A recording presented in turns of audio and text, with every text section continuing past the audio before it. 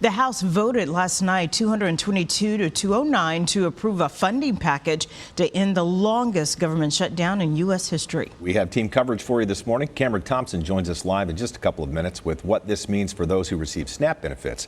But first, our Brendan King joins us in the studio with what's in the legislation and what congressional leadership is saying. Brendan. President Donald Trump signed the bill ending the shutdown late last night, just hours after it was passed by the House, to fund the government through January 30th. This bill gives federal workers back pay and reverses shutdown-related layoffs. 6 House Democrats crossed party lines to vote yes, 2 Republicans voting no. For families and people on Obamacare, CNN is reporting the reopening could mean their health insurance costs will more than double. The bill does not guarantee an extension of expiring subsidies. Democrats vowing to keep fighting. The House Speaker says he wants program reforms first.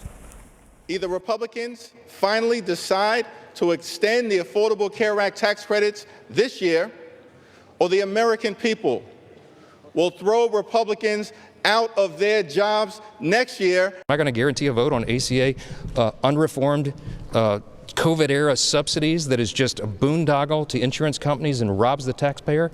We got a lot of work to do on that. In our next half hour, you'll hear from an economist how this shutdown could impact the economy. Also, reaction from Virginia politicians. That update ahead in 30 minutes. Thanks, Brendan. And while furloughed federal workers could soon see back pay, SNAP recipients are also waiting for a return of their benefits. Yeah, Cameron Thompson is live with what Governor Youngkin and the federal government are saying about SNAP and what this means for hundreds of thousands of Virginians. Cam.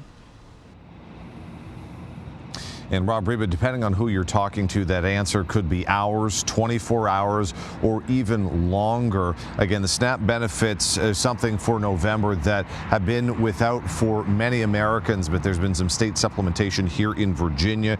As the federal government said they wouldn't pay them, there were lawsuits and conflicting court orders and directives calling for a partial or full payment that remain unfulfilled. But the latest here in Virginia was that 65% of those benefits were to be paid, and that was supposed to happen today, even before the government shutdown deal was reached. Now that the government has reopened, a spokesperson for the USDA said that last night funds would be made available within 24 hours to most states, but they didn't clarify which states might take longer and whether that 24-hour time period meant just getting that money to states or that meant getting money onto the EBT cards of recipients. Meanwhile, a spokesperson for the White House's budget office says that it could be fully resolved and restored within a few hours of the government reopening. We spoke with Virginia Governor Glenn Youngkin yesterday morning prior to the deal being reached about what his understanding was for the timeline of SNAP benefits being restored.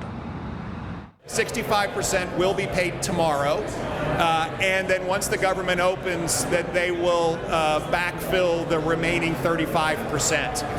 And that's my understanding as of today, and I think that makes sense. The process for paying out the 65% was already in motion.